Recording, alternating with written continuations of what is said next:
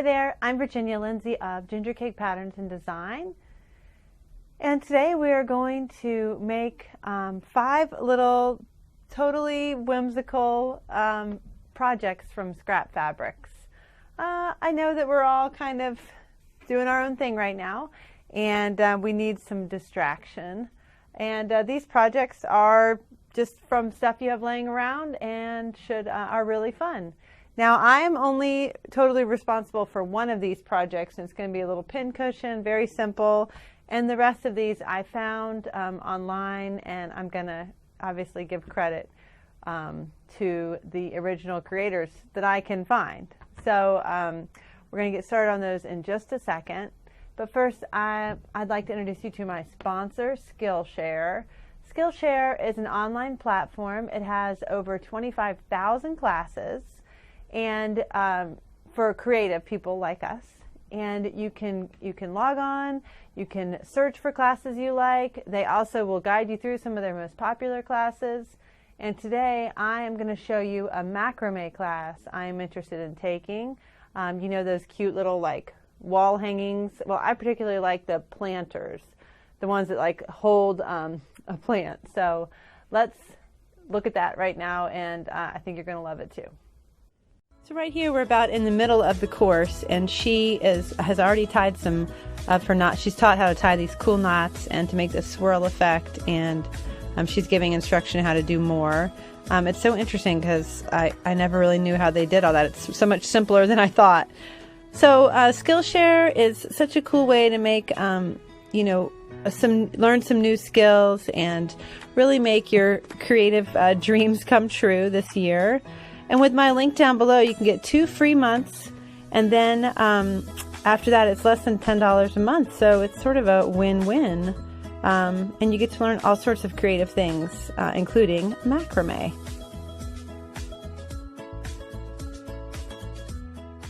First thing we're going to make is this cute little wreath. I showed you guys in that last really short video I made about selling my scraps. These are really easy. They are kind of time consuming, I'm not going to lie, but they're fun and a great way to use up a bunch of scraps. And the way you do that is you have a little form like this, and this is a really cheap one from the Dollar General or Dollar Tree, I think, the dollar store.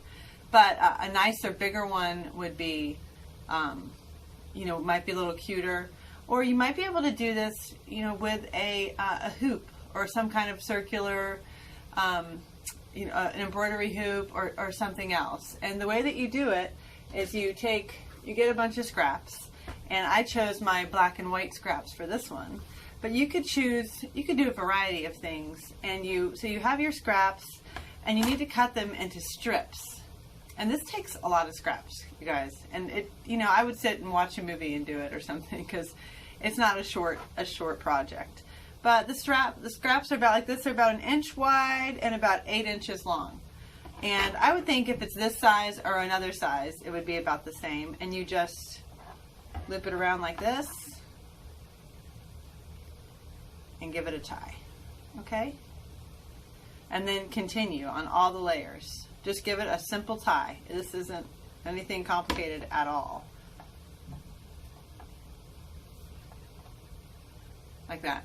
And it goes around and around and around. And I would probably, if you have some, really dark ones, I might space them out. But otherwise, all the others, I would just kind of keep filling it in. And then you kind of push them together too. And it eventually makes an entire wreath like this, which is just this exact thing, just done over and over and over again. I mean, there's probably 300 on here. It's a lot. So, but it's fun and time consuming, and it takes up a nice little pile of scraps, and you get an adorable little wreath. These are a little long, I'm thinking, actually. Maybe 1 by 7 would be a little bit better, but have fun with that one. Okay, the next one is this cute little hair tie. This is so fun and easy. Let me show you a picture of it in my daughter's hair. Just a minute.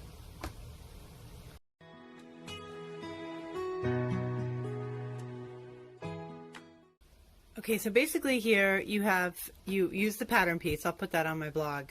And you kind of cut out this shape It's about 8 inches long by 3 inches wide, and then you kind of taper it into the middle to tie the center. And then you sew all the way around, but leave an opening right here. So I'll do that real quick. Okay, so I sewed all the way around, and then you just want to kind of clip some corners here. I like to use my pinking shears. It's a sort of a lazy way to create all those notches and stuff. I know it's not quite as effective. Okay, and then you just turn it out with the opening here. And also, just a tip for the fabric you choose for these little bows, I would definitely choose something not super heavy, like even quilting cotton. You know, varieties of it are the lighter weight, the better. You know, not something so thin that it's gonna fall apart, but like a voile or a you know what, actually like a lawn would be the best, like all those art gallery fabrics, or just something that like a shirting type fabric that's a little bit. Okay, and now you just see me kind of rolling out the seam, and then I'm going to press it and tie. Okay, so here it is. You just take a regular hairband, loop it through, and you don't have to worry about closing that opening. I just pressed it under. Just don't even think about that. And then, you know what, I'm going to tie it on. They're both sides of this are pretty. I would suggest probably using the same fabric on both sides, just because it looks a little bit more natural. Although I did try it with different fabrics, and it was still really cute. Okay, and then a quick tie, and it's done, just like that. Isn't that maybe the easiest thing you've ever seen? So that's going to be really precious. This one I made a little longer, but I think this is a better size. This is about 8 by 3 width, and then with the, so I'll put a template on the on my blog for you. You can get that link down below.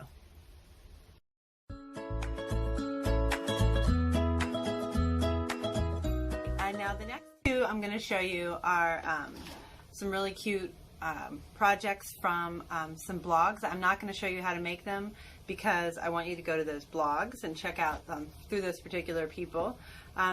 These little fabric roses I thought were totally precious, and this is by a blog called Snowy Bliss, and she made this tutorial back in 2010.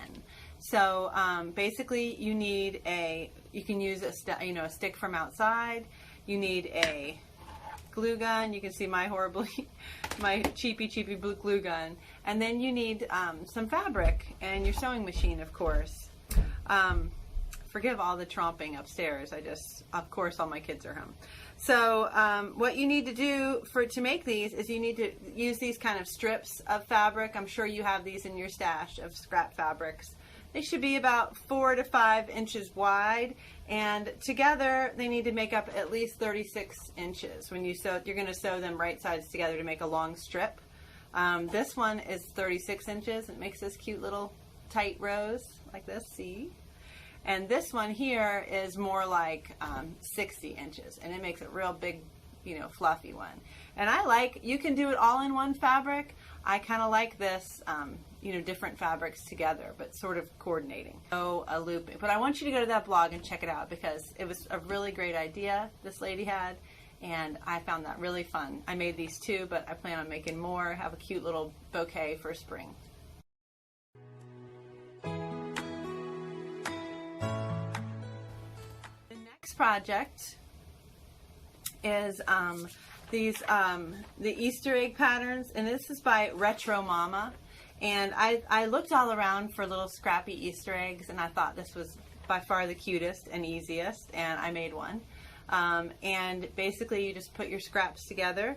She has this template for you. You print it out and you cut it out, and you just take your fabrics.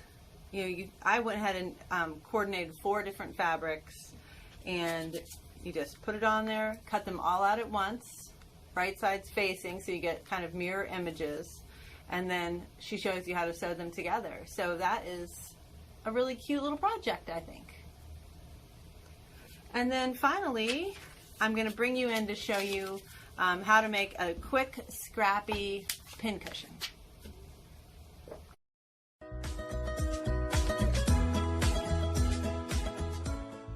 Okay, the last thing we're going to make are some cute little pin cushions. Now, this was a project I did with my students. It was like their first thing they made so that they could have a place to put their pins and everything. And so it kind of, this was one of them that my own daughter made who took my class. But we're going to make ours a little bit, but it's sort of a free form way to make a pin cushion, which is really fun using scraps. So I chose these fabrics, and this is going to be kind of my centerpiece fabric. And this is going to be my backing.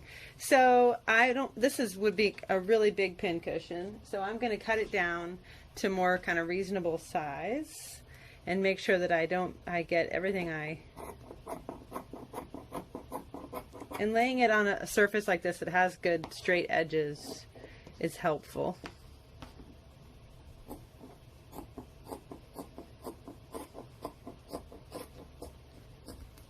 Okay, so that's going to be my first. Now I'm going to, mess around with this, but for right now, that is the main piece. And then I chose this orange to kind of be on the side here. So I'm going to just line these two up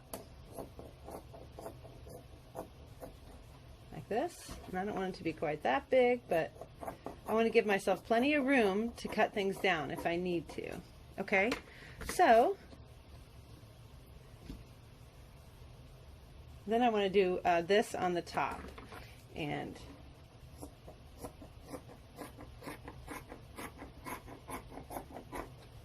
so over at my sewing machine, I'm going to first sew this together like this, right along this line. And then I'm going to press that out. I'm going to press that seam flat. Then I'm going to take this and sew it along here. And then I'm going to press that flat. Here's my little scrappy piece I put together. So remember, I did this without measuring. I just kind of eyeballed it, and that's sort of one of the fun things about this. And you could expand this and make a whole scrappy quilt or a placemat or anything you want. But I just like to, I know I've talked a bunch about how many pin cushions I like to have around because they're super useful. And I know this looks like a fairly large pin cushion, and you might want to cut it down a little. Let's make it a little bit more to size. So this one is 7 by 6 right now, which I think is a good size. And then I'm just going to take my other piece, which is going to be my backing. This could be scrappy too. Oh look, it fits really nicely like that. So I'm having less waste there, and then I'm just going to cut these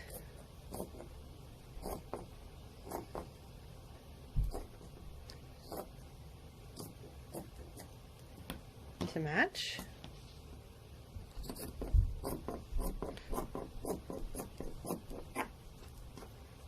So I'm going to sew these now to get right sides together like this and leave an opening. I think I'm going to do it right here, an opening of about 3 inches.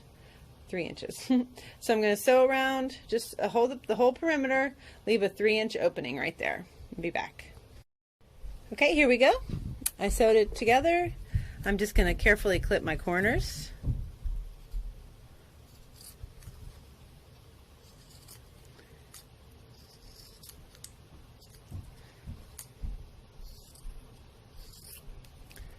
And then turn it right side out. I actually made my opening only about 2 inches because I felt like that's less for me to have to sew together.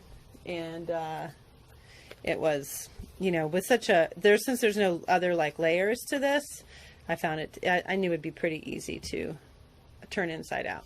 Let me grab my chopstick. Remember in my last video I talked about that useful chopstick tool. I'm poking out the corners here with a chopstick. These kind of little extra details of doing this extra step makes your piece look a little bit nicer. Okay, now I'm going to press and make sure to press under that opening so that it looks, the same as everything else. You can kind of finger press it to get it going. So I'm going to press and stuff with polyfill, and then I'm going to sew it closed by hand, and I'll show you the finished product. Okay, here it is stuffed, and I'm just finishing up the ladder stitch. This is called a ladder stitch because you're basically sewing a ladder. Back and forth and back and forth.